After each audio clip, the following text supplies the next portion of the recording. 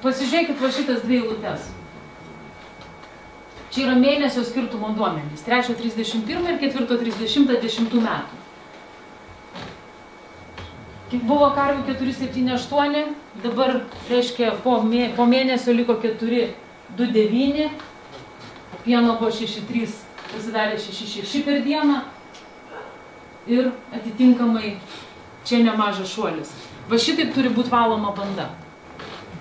Pats pirmas darbas, kada ateinat į bandą, ar kaip konsultantas, ar kaip savininkas naujas, ar kaip naujas vadovas tos bandos, visą laiką turit pasižiūrėti bandos švarą. Kokia yra bandos struktūra? Kiek turit viršingų gyvulių, kiek turit neviršingų gyvulių, kiek turit išbrokuotų, neišvežtų, kiek turit tų, kurio pieno neduoda, ar ne, ir taip toliau.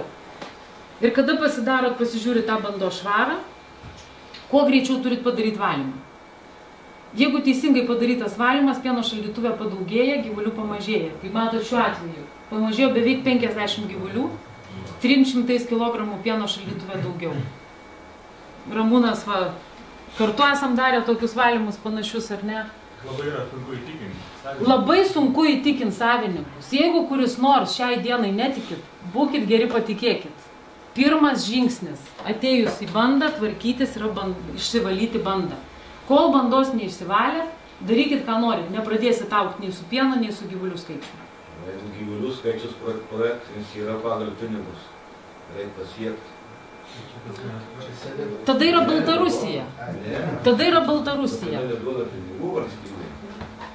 O gyvulių nėra pirkti? O parduoti nėra ką?